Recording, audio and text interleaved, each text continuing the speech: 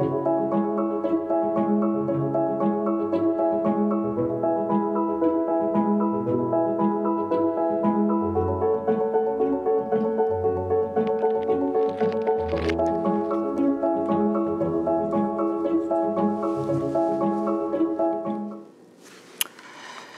evening.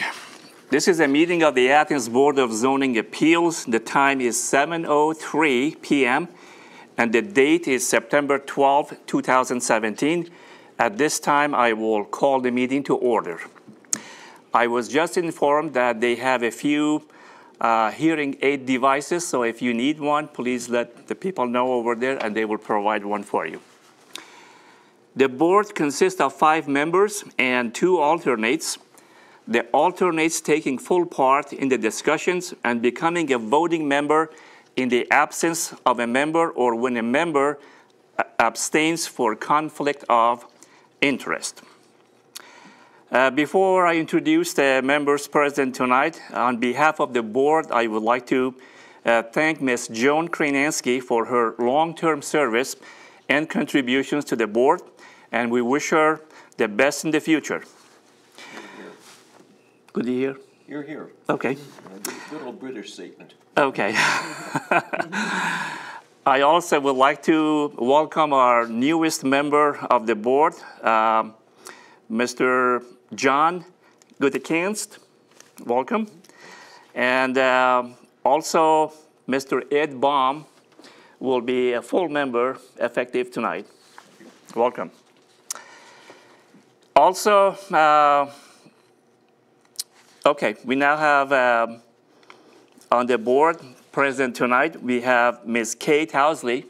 Thank you too. And Mr. Ed Baum will be the full members, and alternates will be Mr. Aaron Thomas and John Gutekunst. I am John Goldsey, the chair.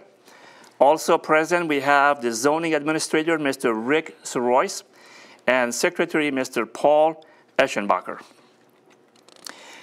At this time, I invite you to view a pre-recorded video on the rules and procedures of the board. The Athens Board of Zoning Appeals operates according to the following procedure. The chair will name and describe the case.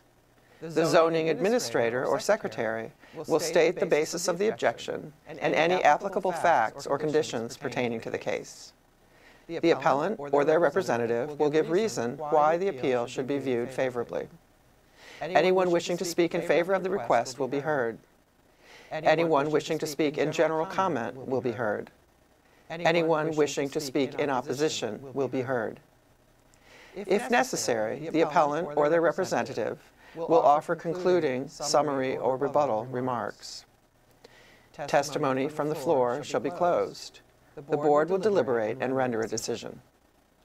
According to Athens City Code, Section 23.07.03b, the board has power to grant variances from the strict application of the code, provided the variance will not be contrary to the public interest, the spirit of the code is observed, public safety and welfare are secured, and substantial justice is done.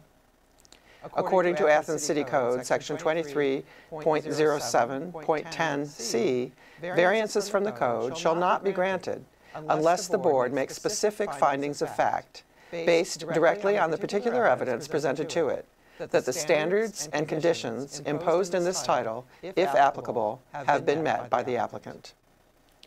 Exceptional circumstances. There are exceptional or extraordinary circumstances or conditions applying to the property in question or to the intended use of the property that do not apply generally to other properties or classes or uses in the same zone. Practical difficulty and undue hardship. Because of exceptional or extraordinary circumstances or conditions pertaining to a specific piece of property, a literal enforcement of these regulations will result in practical difficulty or undue hardship that is unnecessary to the achievement of public purposes. Preservation of equal property rights.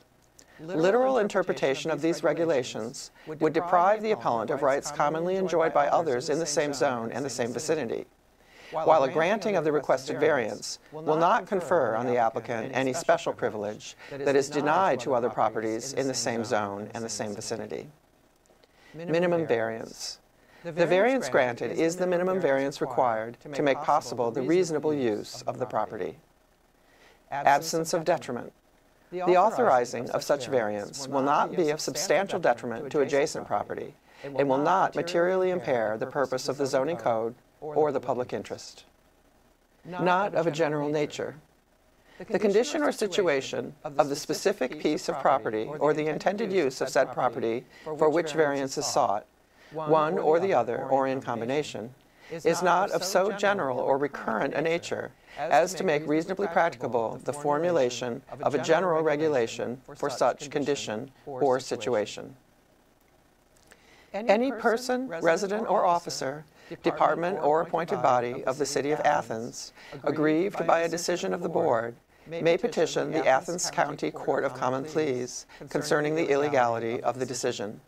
Such petition must be filed within 30 days after the mailing of the decision of the Board to the applicant. Thank you. There are 4 cases on tonight's agenda, and this is the order we are going to hear it. Case number 17-19, the properties at 205 and 209 East State Street. And case 17-20V, the property at 120 West Union.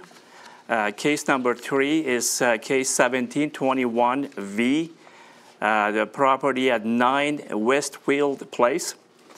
And the last case would be case 17-22V, and the property at 50 East State Street. The Board is required to take testimony under oath. Would anyone wishing to speak concerning any item on the agenda please stand? Do you swear or affirm that any testimony you will present to the Board will be the truth, the whole truth, and nothing but the truth? I do. Okay, thank you. Please be seated.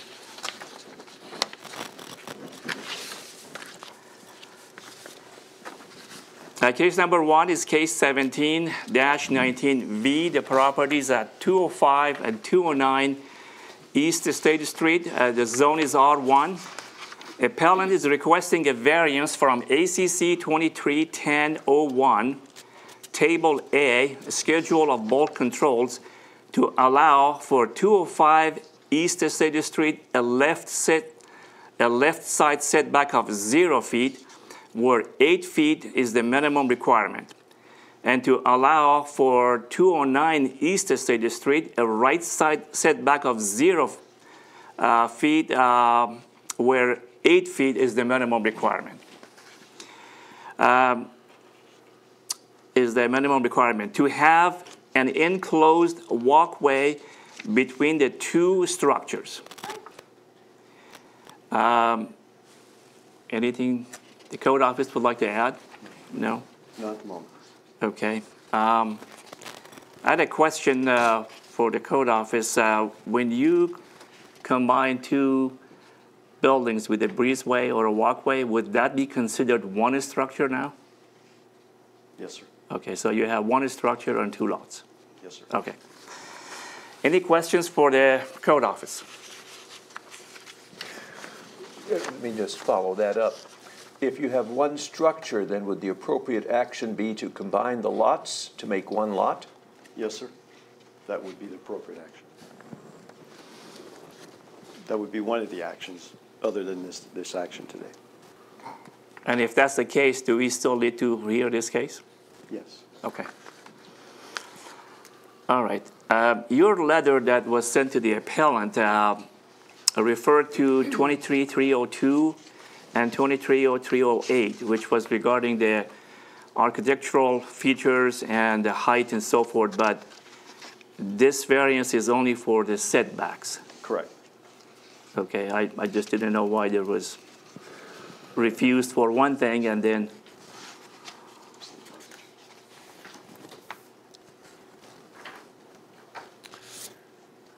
that was the letter that you sent to the one I appellant. sent. Yeah.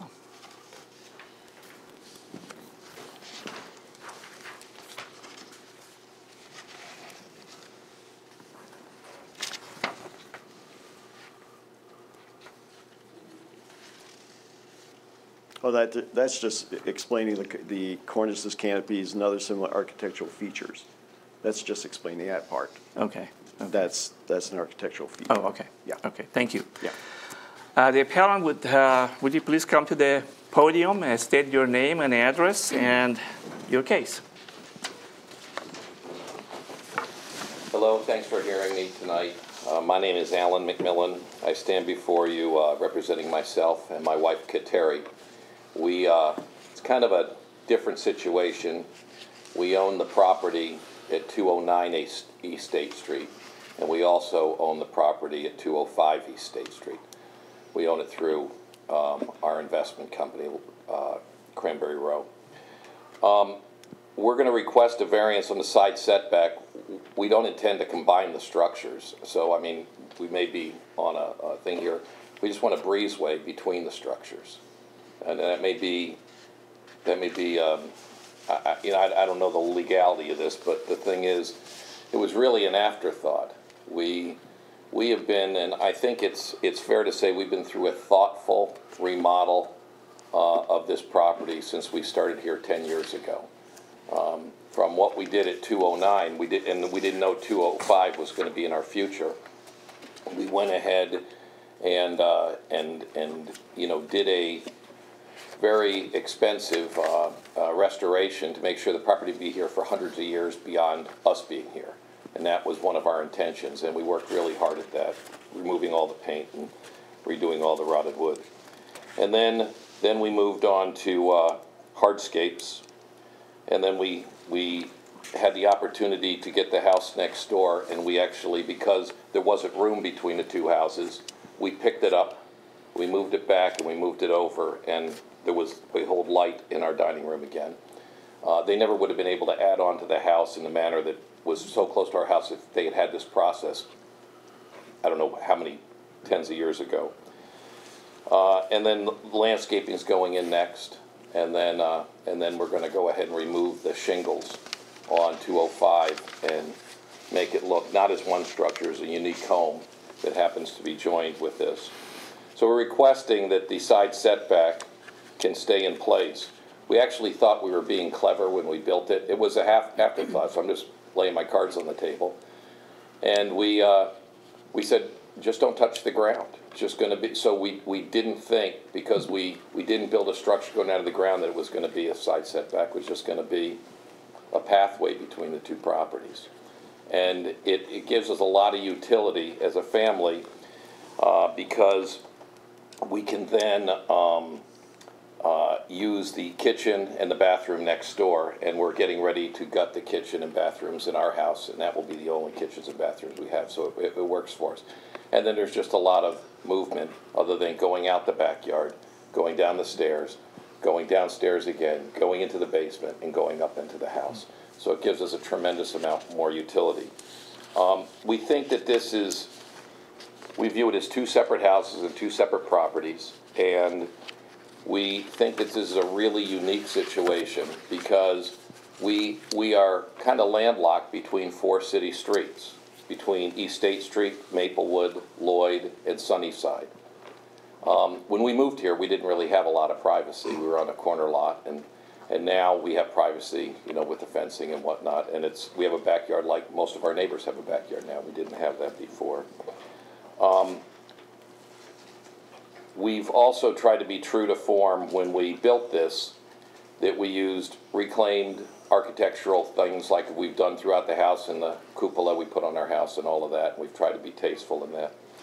And if it was necessary, we would go ahead, if we needed to waive the setback for both properties, we'd file those if we had to.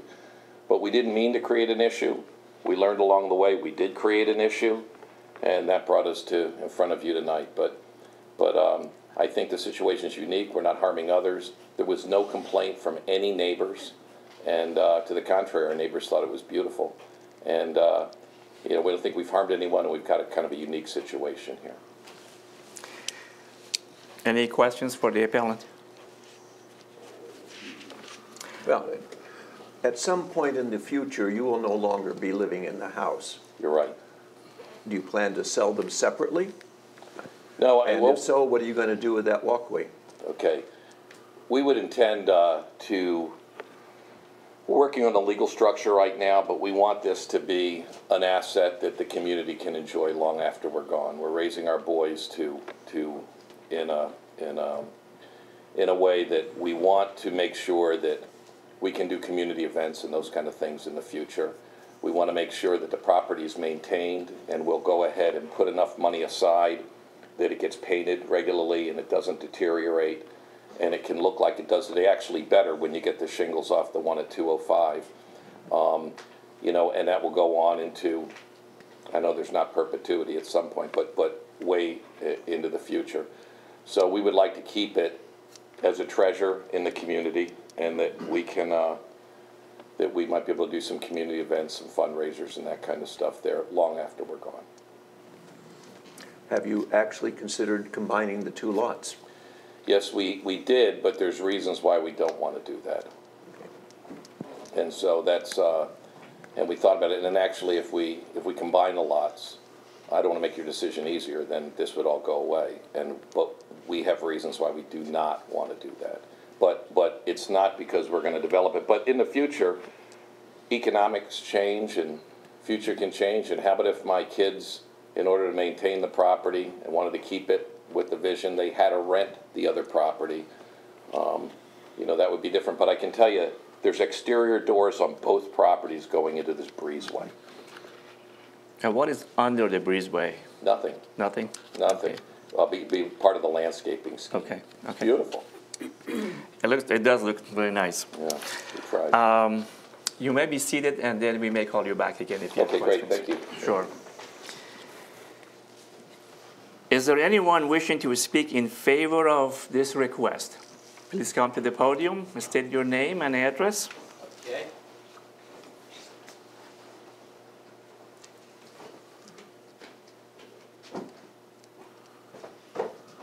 My name is John Rinaldi. I own the property at 197 East State Street, probably the closest structure to Alan McMillan's house. And I've owned that house before Alan came to town, a considerable number of years before Alan came to town. And I actually knew the folks that sold Alan the small house, and he also sold me 197. In any event, I'm here to express my support for Alan and his endeavors with that property. He's done a phenomenal job with it, and I think that he has done a lot for the east side of Athens. And being a business owner in the community, his time is probably the most precious resource I have personally seen Alan devote to the property and to the neighborhood. And as his neighbor, I thank him for that. He's done phenomenal things, and I've been right next door all along. But throughout the process, and he's been very straightforward and honest with me and as to what his intentions were. And if somebody wants to bring this sort of development to Athens and do it in such a tasteful way that is benefiting his family, it's not like he's putting in a ton of rental units in there. This is for his family and for his enjoyment, and I think this is what this zoning board is all about, is getting folks like Alan, who's contributed in many ways to the neighborhood, what they need to do so they could enjoy themselves. I was just thinking, if it was a couple more years down the line, it is quite a pest to walk in and out. I would want a walkway just in case it was snowing out, or God forbid someone in the family couldn't travel freely between the two houses. I think it's access to his property, which he owns and has bought and has maintained to high standards. So that's about it. Okay. Thank you. Thank you. Anyone else who would like to speak on behalf of this variance? Anyone wishing to speak in general comment will be heard now.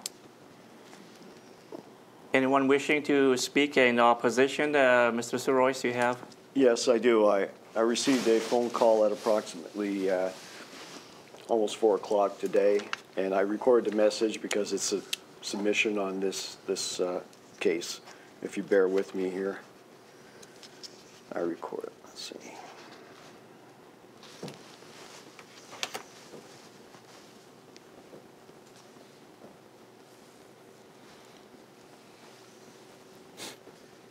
try again, sorry.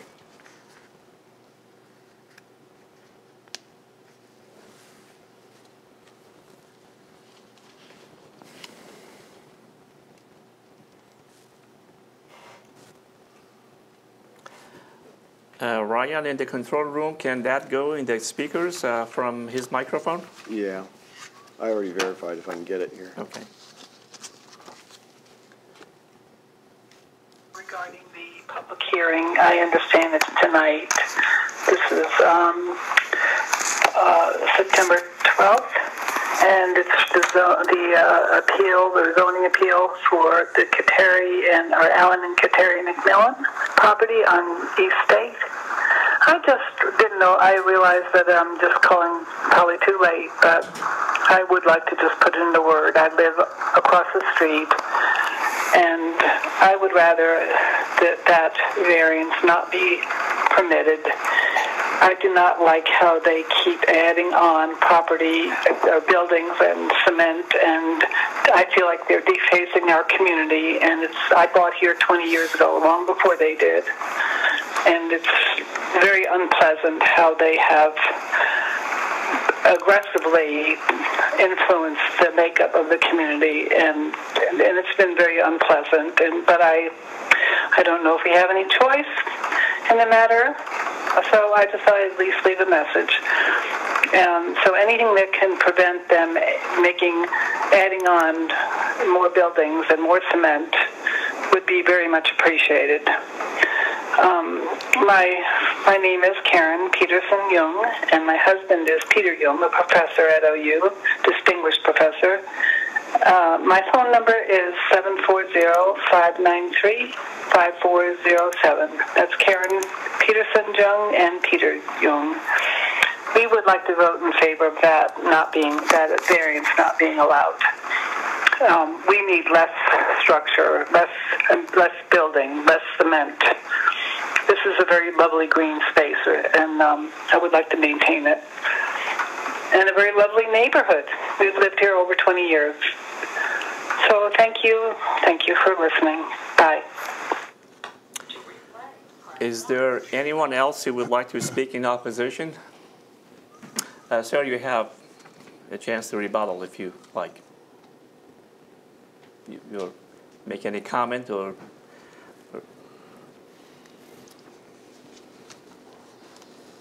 I respect the input of all my neighbors. There's a larger story here than this issue we're here tonight.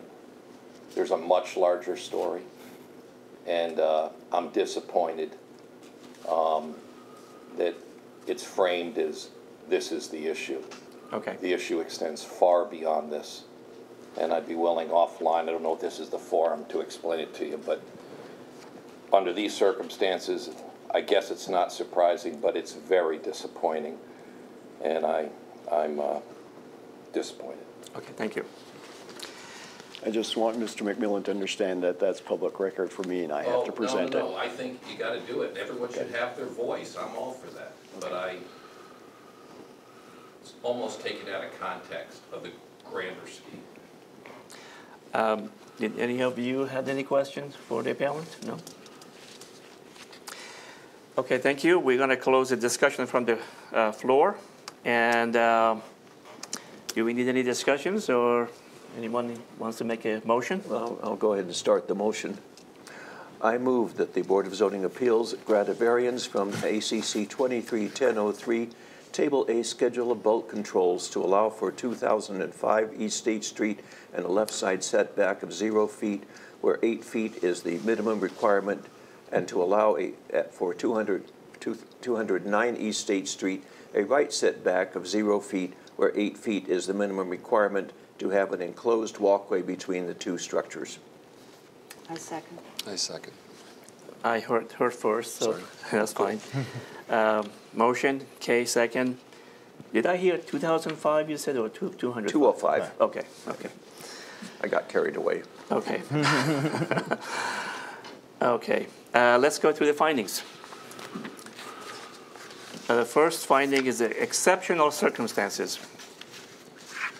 Are there any exceptional or extraordinary circumstances or conditions applying to the property in question or to the intended use of the property that do not apply generally to other properties or classes or uses in the same zone.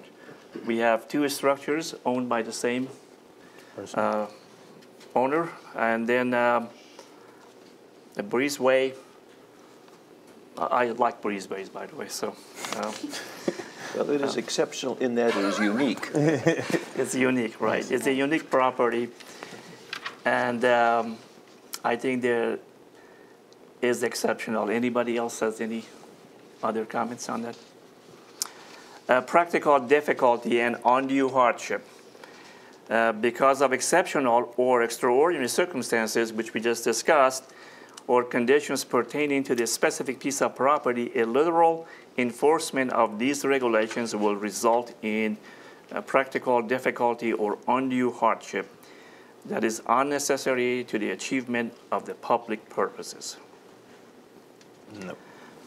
I think that, again, being able to go between the two part of the house without that breezeway may create some kind of a hardship.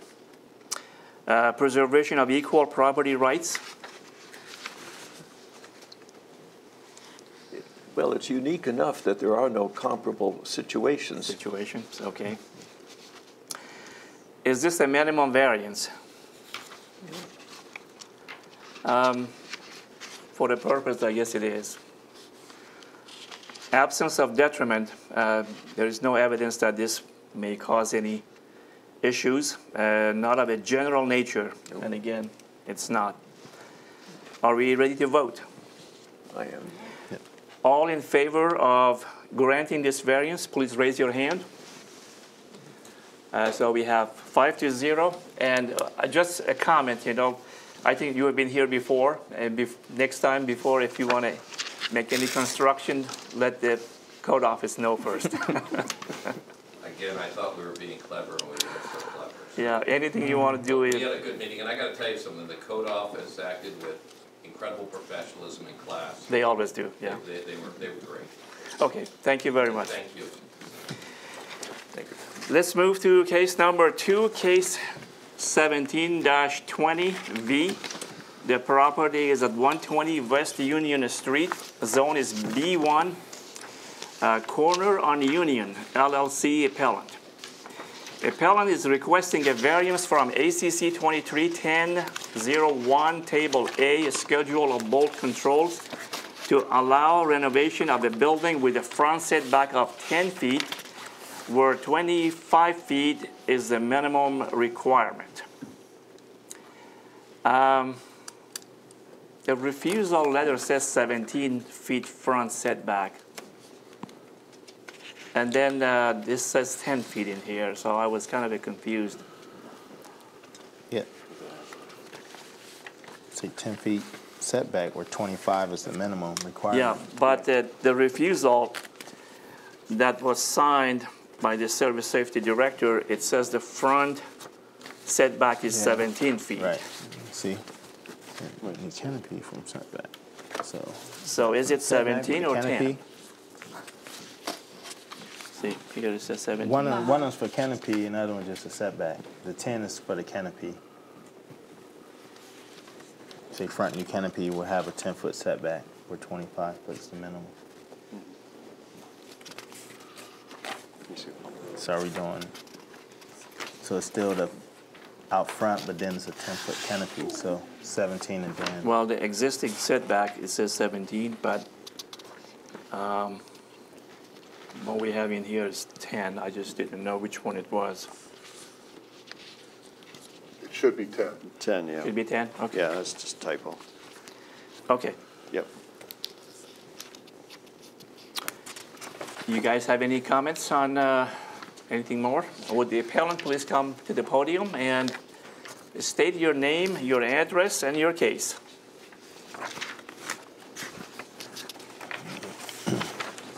Good evening, Rick Wasserman, representing Corner on Union LLC. I live at 1296 Vanderhoof Road, Schoolville, Ohio. I've come to rent the property at 120 West Union. My partner, Chris Roach, and I are renovating the building to put a restaurant in. The restaurant will be a full-service affair. It will have food, we hope 7 days a week, certainly lunch and dinner. We'll have a full bar with cocktails, wine, and craft beer and such. We're trying to make it real nice. You know, the building's been there since 1980. It was built originally as a Chinese restaurant. It was a Chinese restaurant for about 10 years, and then it was rented to the Grinders sub chain, and a renovation took place then in about 1990 or so. They stayed there for 17 years, and the property really hasn't been updated since that 1990 renovation. The case is pretty straightforward. I don't have a whole lot to say.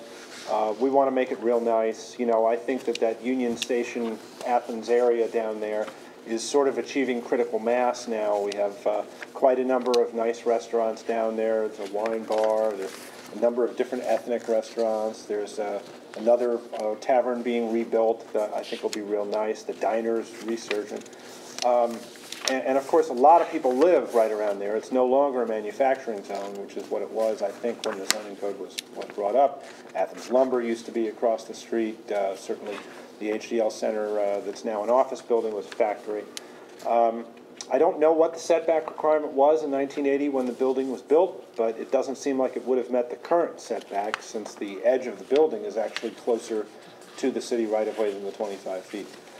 So we don't have a whole lot of options. What we do have is this somewhat extraordinary 28 feet of sidewalk in front of the building. Between the building and the street, it's literally 28 feet. And that stands in stark contrast to most of the sidewalks in that area, which are often less than 6 feet. So we want to put up a canopy that extends out from the building 12 feet and that comes down and rests on the sidewalk. That's the most environmentally conscious way to do a canopy in that area. It's a southern exposure, so you need the protection from the sun.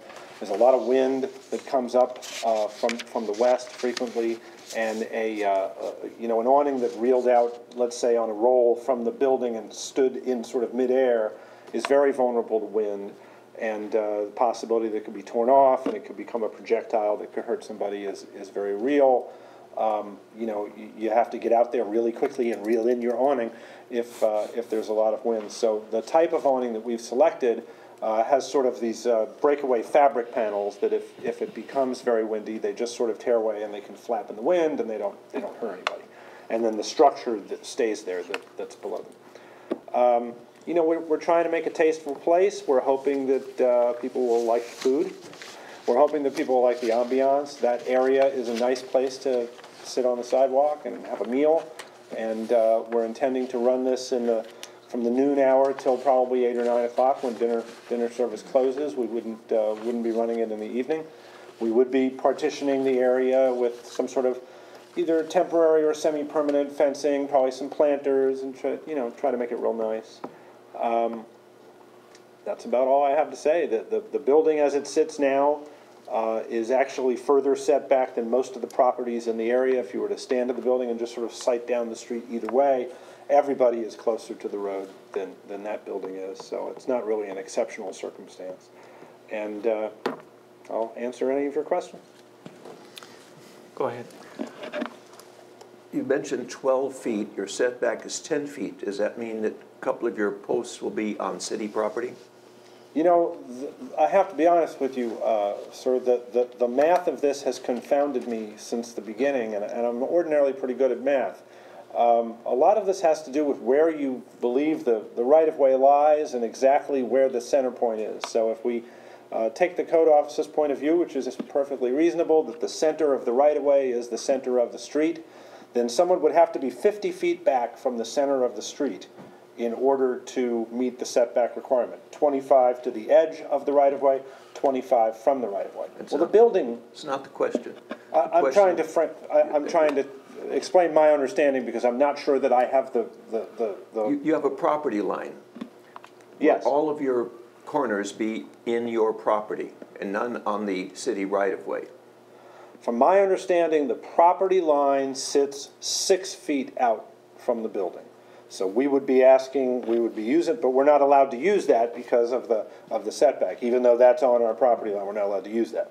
So my understanding is if we were to be granted this, what we applied for is to go out that 6 feet and 4 more. I guess the question for the code office, since it's on city property, wouldn't city council have to grant permission to put something on city land? Yes, sir. Well, So this is a two-step process. Not necessarily, because the actual support post does not have to sit 10 feet out. It could sit at the 6 feet point, and the edge, the next 4 foot of the canopy would cantilever. I guess we'll let you work that out with city council. Question. Go ahead. How long have you been working on this project? Well, I've been working on the concept of another restaurant for about a year. I was going to go into one of the buildings on Union Street that burned, wasn't able to get an agreement with the landlord. This opportunity came up in about March, and we signed a lease May 23rd. Cool. So we've been in there doing construction basically since the end of June or so. It's a costly build-out. So how long would it take if city council had to wait, he had to wait for them to make their decision, and then back here? Is that it? Is that what he'd have to do? I don't know. It's a long time to wait for a small businessman like that. Yeah, I figured that's something he'll have to worry about. Well, it isn't. It's So he'll be notified somehow. Yeah. Yeah, this is the first I'm hearing of that, frankly. We submitted the plans to the code office in June or July, and this is the response that we got, and the only notification we got is that we need an exception to this particular bulk control. So how far would a patio come out? Like the awning, but then the patio itself? The same. We want to put up a canopy, and the edge of the canopy would be the edge of the area that we'd be using. And it'd be fenced off, and no one can get Yeah, there's a number of different schemes to Right. use. If it wouldn't be like a 6 foot high fence, you'd probably have a 4.5 foot high sort of either permanent or temporary railing system. Probably have some planters and that sort of thing. So how far are we looking from the edge of the patio to the curve?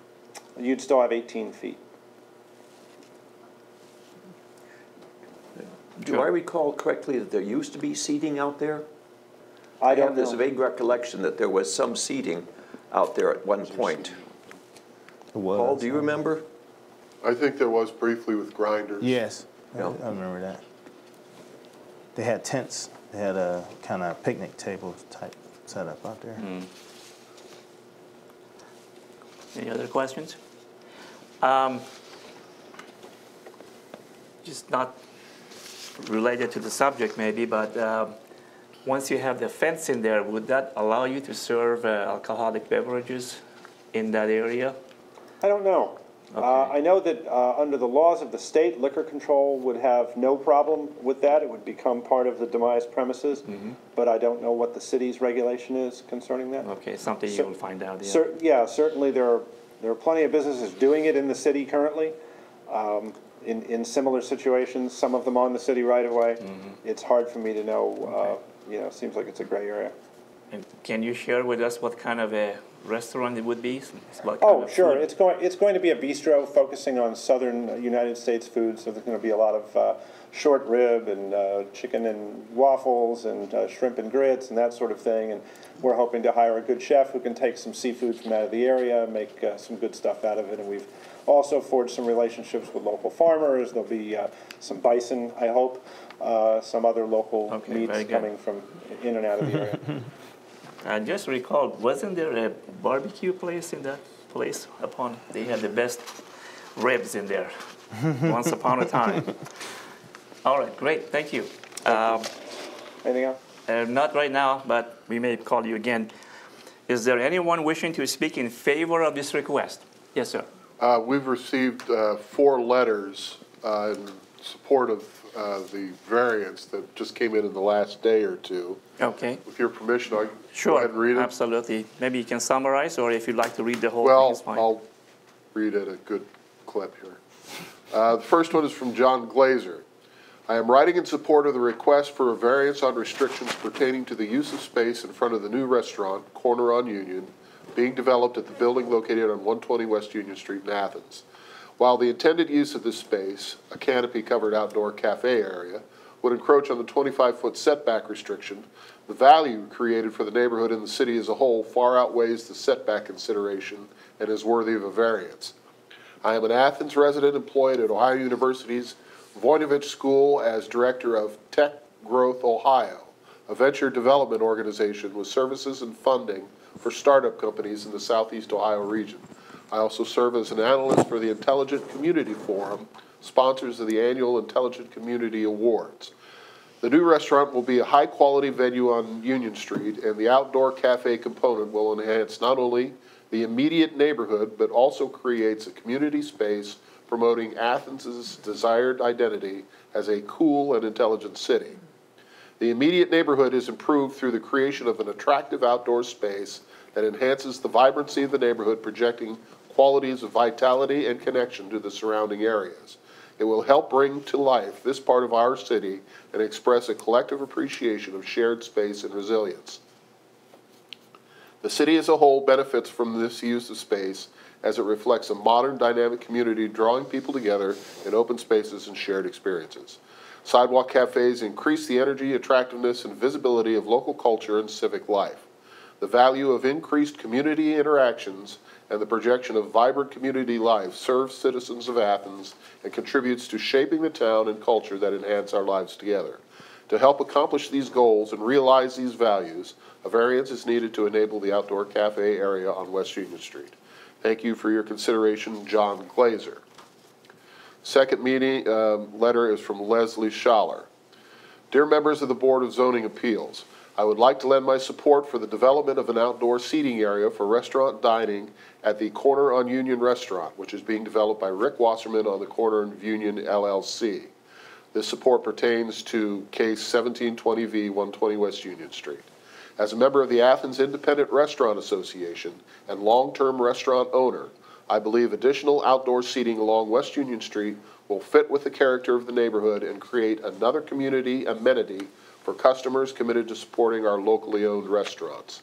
Athens has a robust local food economy and continues to evolve as a foodie destination for locals and visitors alike. Although exterior premise development for patios and beer gardens can at times raise concerns, I would suggest that this location in a retail district is suitable. Redefining our public spaces with creative placemaking opportunities can accommodate more businesses to create more convivial destinations to enjoy outdoor seating throughout the Athens seasons. The sidewalk adjacent to the property has ample space to design a contained patio which would not interfere with pedestrian traffic. This could be an ideal case for identifying ways to flex current code requirements to meet more up-to-date uses that work in other towns and metro areas. Thank you for your consideration. Cooperatively, Leslie Schaller. The third letter is from Charlotte Wachtel. Dear board members, I am writing you to ask that you consider granting a variance to the 25-foot setback rule so that Mr. Wasserman can erect a canopy over a portion of the sidewalk in front of his building. Not only would his restaurant benefit from offering an outdoor space to dine, but the neighborhood and town in general would benefit for several reasons. One, canopies and outdoor dining spaces are visually appealing to those passing by and would increase Athens' appeal to visitors. Two, it would create a shady, comfortable spot for community members to meet and enjoy outdoor dining. Three, the sidewalk traffic there is light. Four, 120 West Union Street is further back than other buildings along that stretch of the street, and plenty of sidewalk would still be available for foot traffic. Five, an outdoor dining space located across from a nice view of the park and train station where traffic is light and parking is usually available would draw people into town, especially in summer, when business in uptown Athens is an issue in general. This would benefit other businesses as well. As past president of the Athens County Planning Commission, I realize some of the issues you face in considering variances and the limitations imposed on you by the rules set forth in this code. However, in this case, I think a variance has merit for our wider community. Thank you for your consideration, Charlotte Wachtel. The fourth and final letter is from Carol Patterson. To BZA Board, I am writing as an avid supporter of the wonderful value that Athens independent restaurants bring to our city and to ask you to issue a variance to Rick Wasserman for the new establishment he is opening at 120 West Union Street. That area of West Union is unique and, quote, Athens quirky, unquote. Outdoor dining at that location will add charm and ambiance to the neighborhood. The code in question is the requirement of a 25-foot setback, or 50 feet from the road center. 120 West Union sits back further from the curb than several other locations on the street. The request is for consideration of a 40-foot allowance from the center of West Union. The difference will not affect the number of parking spaces and will still allow more than ample space for the required walkway. Rick Wasserman has been an outstanding advocate for Athens and businessman for decades. He is establishing a new venue, adding jobs and economic development, and by doing so, utilizing an existing space in a vibrant neighborhood. His concept of putting a canopy on the front of the building to provide a protected outdoor dining space will provide visual and patron experience enhancement. I sincerely hope you can support his plans. Respectfully, Carol Patterson. Thank you, Mr. Eschenbacher. Is there anyone else who would like to speak in behalf or in favor of this variance, or in general comments or opposition? Okay. You don't have anything else to add, right? Okay. We close the discussion from the floor. And would anyone like to make a motion? Sure. I move to grant a variance in case 1720V, 120 West Union Street from ACC 231001, Table A, schedule of bulk controls to allow renovation of a building with a front setback of 10 feet where 25 feet is the minimum requirement. Second. Okay.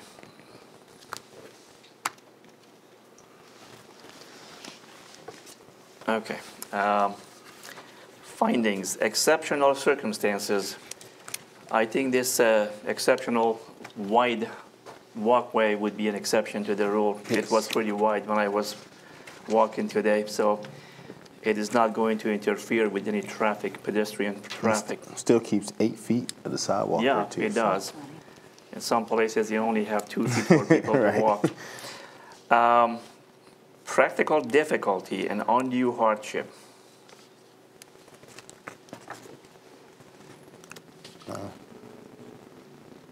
Well, he's increasing his revenue, which increases taxes. You have more people. One thing that we do not consider, and I know this taxes. Is your first. No, it's financial difficulty. Okay. We do not consider that at all. It's using an empty space right now. Yeah. It's just a vacant building. So, any comments on the practical difficulty and undue hardship that we may create by literally enforcing the law? Well, he wouldn't be able to use this excessive sidewalk in a way that would be best for the community. Yeah. Okay. Preservation of equal property rights. I think there have been some other restaurants that have had this before. Mm-hmm. Is this a minimum variance? Yes. And absence of detriment? Right. And none of a general nature? No. Are we ready to vote? Yep. Yes. All in favor of granting this variance, please raise your hand. We have 5-0. The food better be good. Will you be serving any pizza?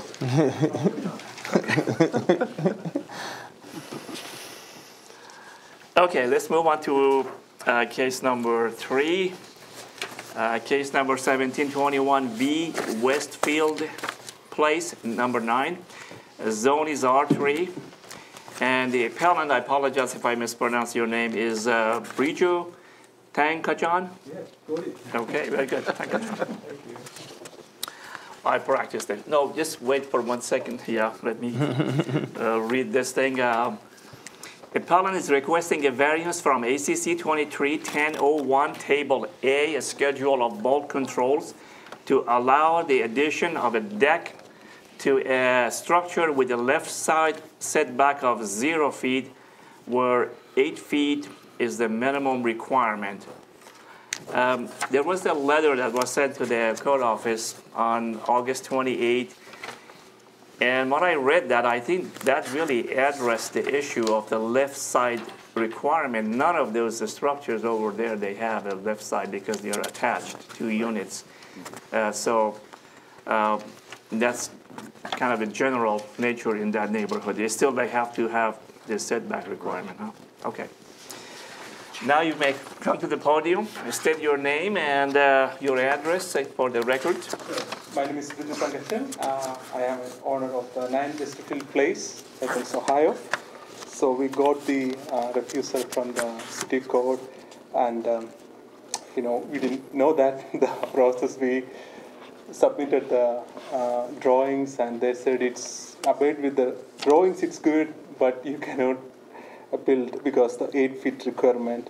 So as you know, it's a townhouse. It's a shade wall, and so there is no way we can make an 8 feet there. The second reason is attached to home, and also you can see the pictures that I have attached. Both our neighbors, they have the deck, and as a family we would like to enjoy a deck. And all the 60 plus houses there, most of them they do have and also we do have the approval from the homeowners association. And so I think that's all I have to say. I didn't want to walk because I knocked on the door, nobody was home today, and I didn't want to walk behind your house. But when you go in the back, when you look at all the neighbors, how many decks do you see? Do you see quite a bit? Yes. Okay. So other neighbors, they have decks? Yes. All the neighbors. Very good. Any questions from the board for the appellant? Yeah, I went there and looked at the back. There's decks everywhere, all over. okay. You're the only one who doesn't have a deck.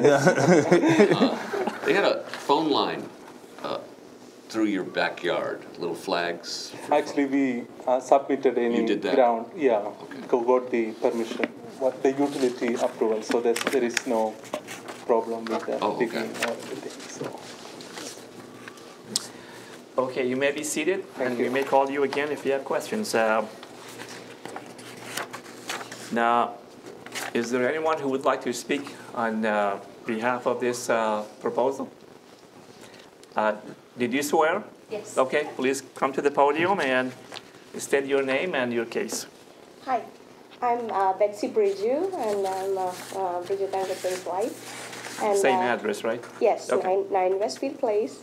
And as I said, we would like to enjoy the deck as a family. All the neighborhood homes except us have a deck, and we thought we'd build the deck. The previous owner bought the house even before the deck was built. It was built by a group of developers, and every house has a similar pattern, and we and our neighbor who share a wall are mirror images of each other except for our deck. So we decided to build a deck. We've been living there for 3 years now, and we'd like to request a difference in variance. Yeah. Okay, very good. Any questions? Thank you. We do have a copy of the email that Bridget sent to the Homeowners Association. That was very good that you did that. You requested for building the deck, and they responded. The Westfield Place Homeowners Association Board of Trustees has reviewed your request. We have unanimously approved your request to build a deck on the back of your home that's located at 9 Westfield Place. Very good. We close the, let me go back in here. Anybody in opposition? I guess I asked that one. Nobody opposing. No general comments. We're going to close the discussion on the floor, and unless there's any discussion, entertain a motion. Okay, Aaron, give it a shot. You're next, though. We like to share. So move forward to approve the variance from ACC 23.10.01, Table A, Schedule of Bulk Controls, to allow the addition of a deck to a structure with a left side setback of 0 feet, where 8 feet is the minimum requirement. I second the motion. Okay. Okay, let's go into the findings. Exceptional circumstances. I think, as I mentioned earlier, these units are connected together. There is no way that they could have any left setback, and that should have been taken care of years ago, I suppose. Well, this whole thing, some people may recall, started out as a planned unit development. It didn't really become an official planned unit development, if my memory serves me correctly, but you have 3 units which are tacked together, which don't meet our normal zone and code requirements. So the whole thing is a little bit different, and so by its very nature, it's exceptional. So now we know whose fault it was, huh? No, it was a good development up there. A practical difficulty and undue hardship. I mean, they're entitled to have a deck in the backyard. Everybody else does. Yeah, everybody else is the whole doing. neighborhood does. Preservation of equal property rights, that applies there. Yep.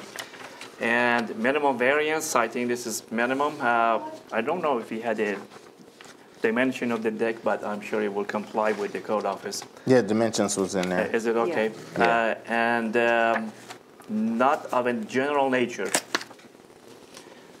No. Are we ready to vote? Yes. All in favor of granting this variance, please raise your hand. You have the variance 5-0. Mm-hmm. And our last case is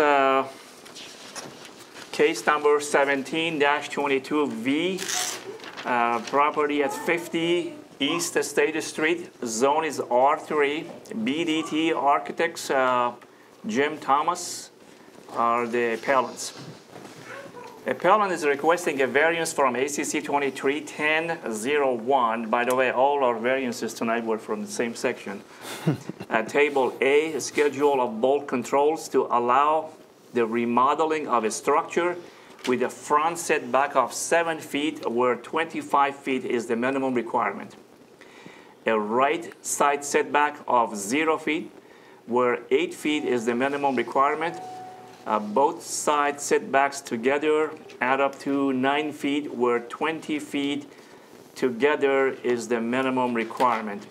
And from ACC 23-10-01, Table B, off-street parking requirements to have 5 accessible parking spaces, where 22 accessible parking spaces are the minimum requirement. I had made 2 notes in here. One, I think they reduced the number of occupancy to 17, so there's still the 22 spaces? Well, no, I was unaware that they had reduced it to 17. What I wanted to explain, I was the one who refused the permit. Okay. But the reason why, what I want to explain is, with all this work they're doing, the footprint of the building is not going to change at all. Right. With all the work they're doing, the parking area is not going to change at all. However, as we've had in past cases, if something is non-conforming, if they do a significant enough change to it, it has to come into conformity. So, because of the setbacks and the parking and stuff, the county auditor listed the value of the building at, I think, $350,000, and the amount of the renovation was going to be $770,000. Mm-hmm. I thought it was more than extensive enough work inside to kick in the idea of, because they're changing the structure, that it would come into this. Also, as far as the parking goes, if you notice the parking area, it can hold 15 cars, 5 across, 3 deep. However, because of the zoning, all the spaces have to be accessible. Right. Which is why, even though physically, practically, there are 15 spaces in there, we can only count 5 of them as being accessible. What I would assume would happen is, and what we would do is, if this is approved and they park there as they have before, they can park 15 cars there. Just because we say there are officially 5 spaces, right, doesn't mean they can't use the rest of the area there to park in. So we're officially granting them 5 parking spaces, but I'm reasonably assured that they will use 15 spaces on that lot. Okay. So again, the building, the footprint is not changing, The parking itself is not changing other than how we identify it. But because of the extent of the work in the building, that's what kicked this in. Because in the past, there's always been stacked parking in that location. Gravel Yeah. lot. Right, yeah. Right. No lines. It's unfinished, it's an unfinished lot. Yeah. Part of it's gravel, yeah. So again, if they are reducing the number of people to 17, then they only need 17 parking space, right? That, yeah, when, Okay. when it comes time to make the motion and stuff, we Yeah. can change that where, Okay. instead of where 22 accessible parking spaces, we're 17. Is the building changing usage at all, or just getting remodeled? Nope, it's just getting remodeled. huge Just a major remodel? Major Right, remodel, right. yeah. And the other thing that I noticed in here, I think the right and left setback should be altogether 20 feet, but I saw 18 in the, for this zone. And maybe I have the old table, but Okay. the combination of the right and left, it says in here 20 feet to get all together, but I saw 18 feet. So I have a question. So in the past, I'm reading here, so 22 was supposed to be the accessible parking spaces for the requirement. I'm reading, 5 accessible parking spaces where 22 was supposed to be there, but it's just been granted. It's been grandfathered. Okay. Grandfathered, yep. And as for the 8 and 20, for 1 and 2 family, it's 8 and 18. For apartment or rooming houses, which I considered this, Okay. it's 8 and 20. Okay, thank you, thank you. Any other questions for the code office? No, the appellant, would you please come to the podium and state your name and your address?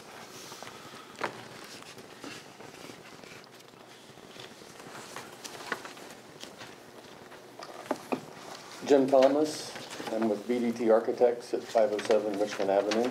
Okay. The project and my client is the Phi Kappa Tau fraternity. And basically, like I said, we were not changing the footprint of the building. It's a completely interior renovation. The cost is extensive because basically we're taking everything back to the existing structure. One, we wanted to go back after all of these years of renovations. We wanted to fix some things that were done not the right way. So we've taken all the drywall off, all the plaster off. And so we're fixing all the structure, going back with all new electrical systems, all new plumbing systems, all new HVAC. We're fire rating the interior stairwell. We're adding sprinkler systems, upgrading the fire alarm, new finishes. We're also trying to make the finishes somewhat bulletproof, but make them more durable. And then as far as footprints in the building, the first 2 levels we didn't change much, but the top 2 levels, basically we got rid of 5 beds so that we could make those living areas not just a big group of bedrooms. We now have a living space, a kitchen, laundry, and then some bedrooms, and have that on both floors. Whereas before, it was all bedrooms. They had to go down to the first floor for laundry, down to the basement for kitchen, and so on. So trying to create a better environment, safer environment.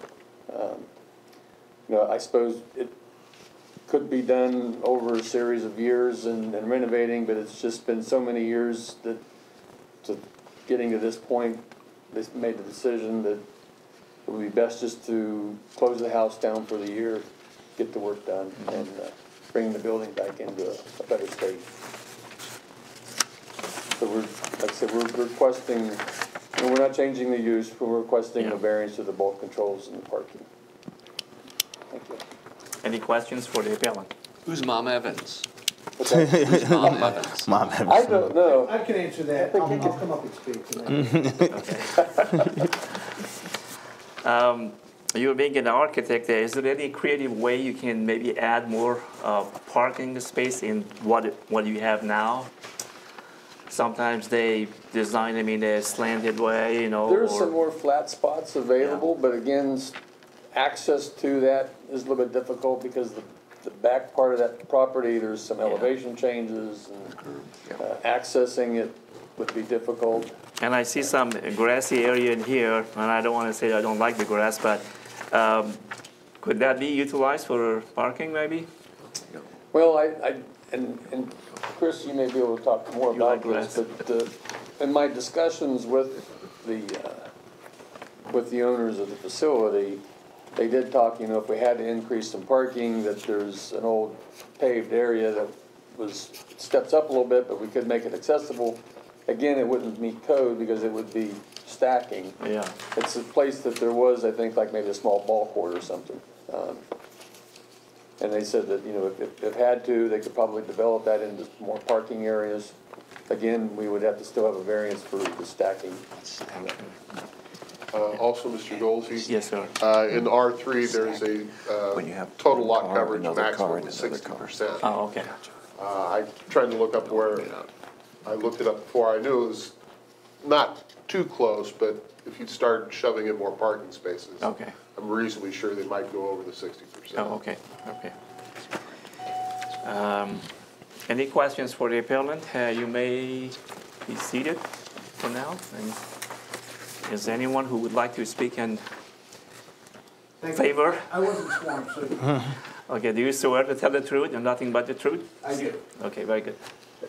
Thank you for allowing me an opportunity to speak. My name is Chris Pettit. I am the president of the Beta Chapter Phi Kappa House Corporation, the owner of the facility. It's important to emphasize for the board that this is a historical property. It was built by a Union colonel following the Civil War, and beginning in the early 20th century, it has been the home of Beta Chapter Phi Kappa Tau at Ohio University. Phi Kappa Tau has had an uninterrupted record of service at Ohio University for almost 110 years. It's the only chapter on campus that can claim that. That particular chapter house has been in the same footprint since the middle 1920s. While the exterior structure of the house has changed to some degree in terms of paint, porches, patios, and other facilities, there are still interesting features to that house that you can see today. For example, the stalls where the horses used to be kept in the basement, the coal chute that a lot of the students don't even know or realize that was what it was for, was to actually heat the house. It's a historical property. Some of the most illustrious Americans in our history have been in that house, lived in that house, have been members of the fraternity, including Paul Newman and George Voinovich. So the historical aspects of the house can't be understated. And when we sat down and decided how we were going to approach a renovation project, whether we were going to just tear the place down, whether we were going to move, sell it to a developer for other use, the overwhelming sentiment of the alumni and the undergraduate chapter, to their credit, was to keep the footprint as it was, to maintain the exterior of the house, to give it that historical appeal, and to enhance the interior areas in such a way that the fraternity memorabilia and regalia is protected and maintained so that it provides benefit not only to the chapter members and the alumni, but also the community in general. The footprint isn't, as I think we've mentioned several times before, we made a concerted effort to make sure that we maintain the footprint as it was from the beginning of the time that it became a fraternity house. We consulted with the undergraduates and really tried to bring it into the modern day mechanical systems. The house was actually heated up until May with a boiler and steam heat with radiators. We tore all that out. The wiring is, cobbled together over 40 years since the last renovation in the 1980s. That all had to be redone. The plumbing was in dire need of replacement. And so, and of course, we had a fire alarm system, not a fire safety system. We had issues with fire escape and accessible routes. The house doesn't work well for wireless connections, and the guys constantly complained about issues with their internet access, their ability to do their homework and to study.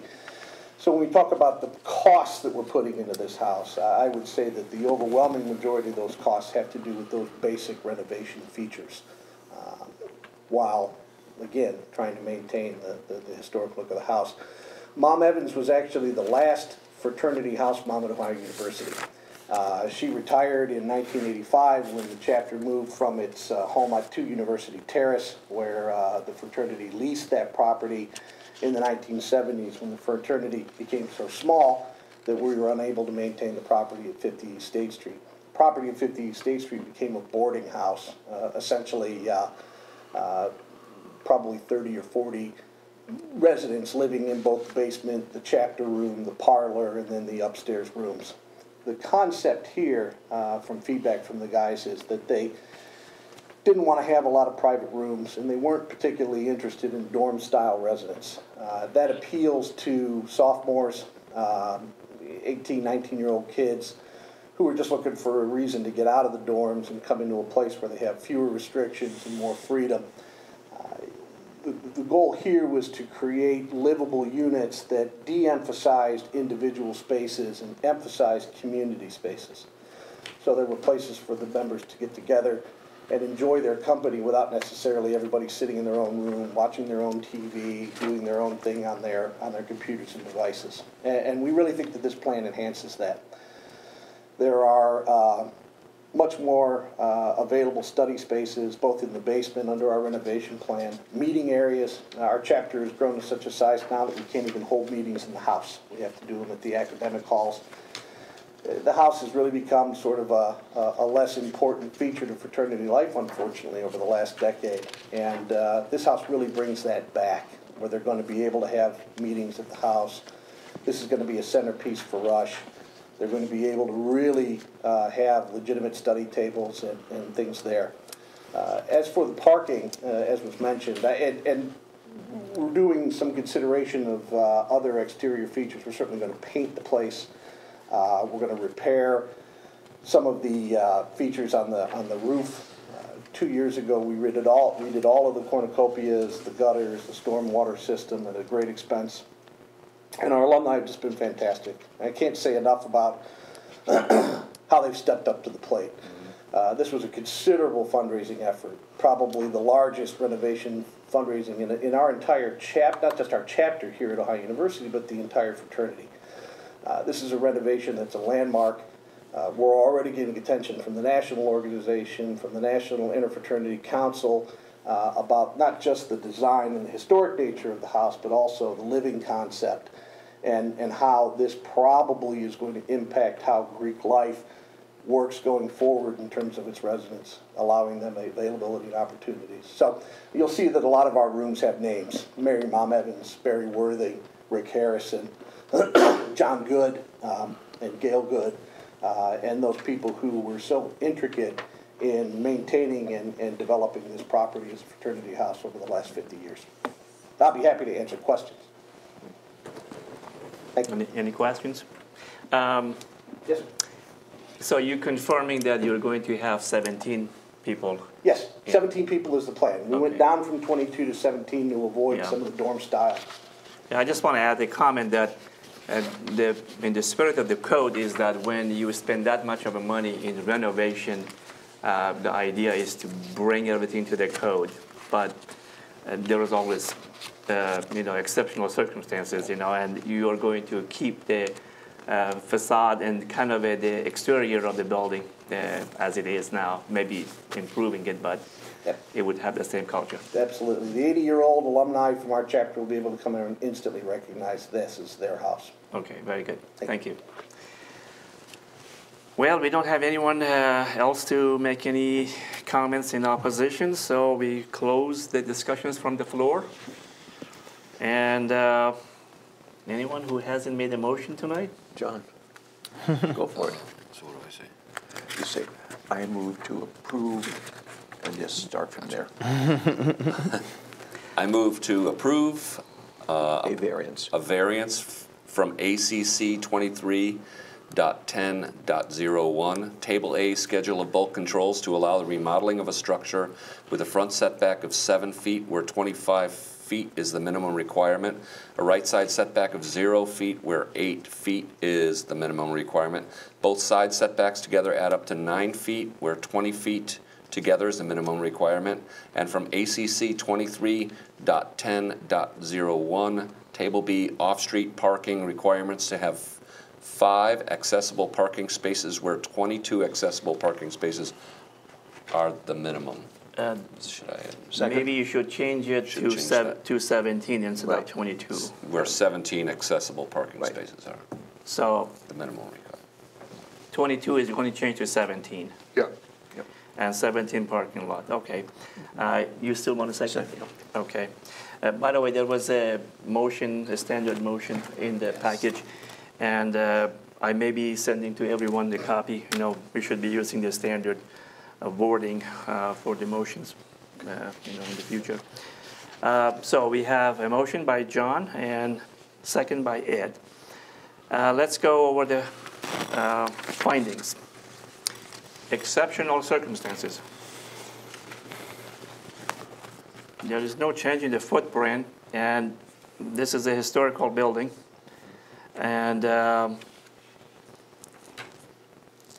think part of the exceptional circumstances is that the assumption behind the requirement that you come into conformity with code is that the area in which you are located develops a certain commonality.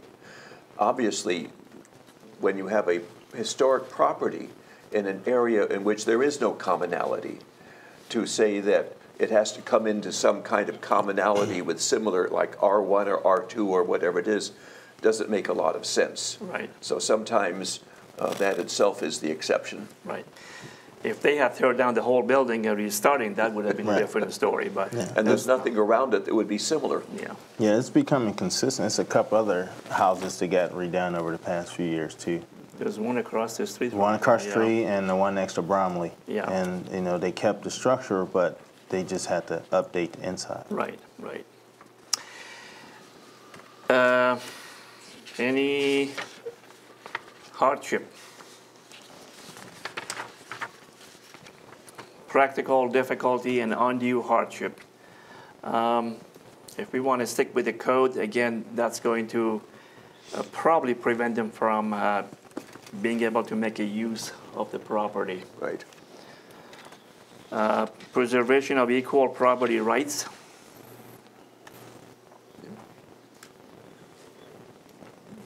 You're going down less It's rooms. unique, so it's its own property rights. Okay. Is this a minimum variance? Yes. Yes, it is. It's better than what it was before, I think, with 22 people. And they have been able to use the parking in some form. As absence of detriment. Right. There is none. Not of a general nature. Nope. No.